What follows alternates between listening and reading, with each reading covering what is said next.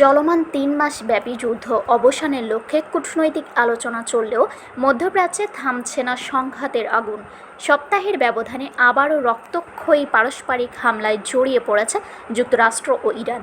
গত সপ্তাহের শেষে ইরানের সামরিক স্থাপনা লক্ষ্য করে মার্কিন বিমান হামলার জবাবে সোমবার কুয়েতে অবস্থিত একটি প্রধান মার্কিন বিমান ঘাঁটিতে পাল্টা ক্ষেপণাস্ত্র ও ড্রোন হামলা চালিয়েছে ইরানের ইসলামিক রেভলিউশনারি গার্ড ক্রপস। গত এপ্রিলের শুরুতে যুদ্ধবিরতি কার্যকর হওয়ার পর থেকে দীর্ঘস্থায়ী শান্তি চুক্তির আলোচনা স্থবির হয়ে পড়ার সুযোগেই দুই পক্ষই বিচ্ছিন্নভাবে এই ধরনের আক্রমণ চালিয়ে যাচ্ছে। মার্কিন সেন্ট্রাল কমান্ডের সামাজিক মাধ্যম এক্সে এক বিবৃতিতে জানিয়েছে, আন্তর্জাতিক জলসীমায় টহলরত একটি মার্কিন MQ-1 ড্রোন ইরান ভূপাতিত করার পর এর জবাবে তারা ইরানের পারস্য উপসাগরীয় উপকূলে বিমান হামলা চালায়।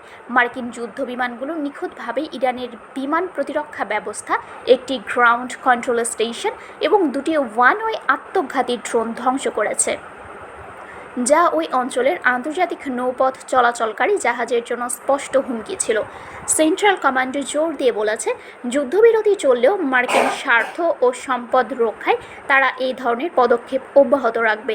অন্যদিকে ইরানের রেভলিউশনারি গার্ড সোমবার জানিয়েছে, দক্ষিণ ইরানে মার্কিন হামলার উপযুক্ত জবাব দিতে তারা যুক্তরাষ্ট্রের ব্যবহৃত একটি বিমান ঘাঁটিকে লক্ষ্যবস্তু করেছে, যদিও নির্দিষ্ট কোনো ঘাঁটির নাম তারা উল্লেখ করেনি। কুয়েতের রাষ্ট্রীয় সংবাদ সংস্থা কুনা জানিয়েছে, কুয়েত জুড়ে সোমবার সকাল থেকেই বিমান হামলার সাইরেন বেজে ওঠে এবং দেশটির আকাশ প্রতিরক্ষা ব্যবস্থা বেশ কয়েকটি ক্ষেপণাস্ত্র ও ড্রোন হামলা প্রতিহত করেছে। উল্লেখ্য, কুয়েতে যুক্তরাষ্ট্রের একটি বিশাল এবং কৌশলগত সামরিক ঘাঁটি রয়েছে। গত 28 ফেব্রুয়ারি যুক্তরাষ্ট্র ও ইসরায়েল সম্মিলিতভাবে শুরু করা এই যুদ্ধের ফলে ইতোমধ্যে ইরান ও লেবাননে হাজার হাজার মানুষের মৃত্যু হয়েছে। বিশ্ব বাণিজ্যের অন্যতম প্রধান রুট হরমুজ প্রণালী কার্যত বন্ধ করে দেয়ায় বিশ্ববাজারে জ্বালানি তেলের দাম আকাশচুম্বী হয়েছে, যা বিশ্ব অর্থনীতিতে বিপর্যয় ডেকে এনেছে। এই চলমান উত্তেজনার মধ্যেই সোমবার এশিয়ার বাজারে অপরিশোধিত তেলের দাম আরও প্রায় 2% বৃদ্ধি পেয়েছে। এত বড় সামরিক সংঘাতের মধ্যেও গভীর রাতে এক সোশ্যাল মিডিয়া পোস্টে মার্কিন প্রেসিডেন্ট ডোনাল্ড ট্রাম্প এই বৈরিতার কোনো উল্লেখ করেননি, বরং তিনি তার আগের দাবিতেই অনড় থেকে বলেন, ইরান আসলেই একটি স্থায়ী চুক্তি করতেই খুবই আগ্রহী।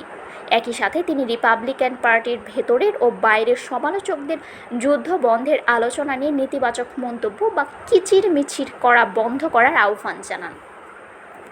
ট্রাম্প তার পোস্টে লেখেন, আপনারা শুধু শান্ত হয়ে বসে থাকুন, শেষ পর্যন্ত সব ঠিক হয়ে যাবে, সবসময়ই যেমনটা হয়ে থাকে। আসন্ন নভেম্বরের কংগ্রেস নির্বাচনের আগে ট্রাম্পের ওপর হরমুজ প্রণালী পুনরায় উন্মুক্ত করার এবং যুক্তরাষ্ট্রের বাজারে জ্বালানি তেলের দাম কমানোর তীব্র অভ্যন্তরীণ চাপ রয়েছে, কারণ জিনিসপত্রের লাগামহীন দামে মার্কিন ভোটারদের মধ্যে ক্ষোভ বাড়ছে।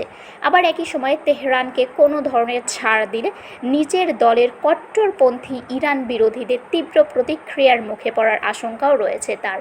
ট্রাম্পের মূল লক্ষ্য ইরানকে উচ্চমাত্রার সমৃদ্ধ ইউরেনিয়াম ব্যবহার করে পারমাণবিক অস্ত্র তৈরি থেকে বিরত রাখা, যদিও তেহরান শুরু থেকে পারমাণবিক অস্ত্র তৈরির পরিকল্পনা অস্বীকার করে আসছে। বর্তমানে নিষেধাজ্ঞা প্রত্যাহার এবং বিদেশি ব্যাংকে আটকে থাকা শত শত কোটি ডলারের ইরানি তেলের রাজস্ব ফেরত পাওয়ার দাবিতে অনড় রয়েছে তেহরান। এর বাইরে লেবাননে ইরান সমর্থিত হিজবুল্লাহ মিলিশিয়াদের বিরুদ্ধে ইসরায়েলের যুদ্ধ এই শান্তি আলোচনার অন্যতম প্রধান অন্তরায়। শারমিন শিমু, বরেন্দ্র টেলিভিশন।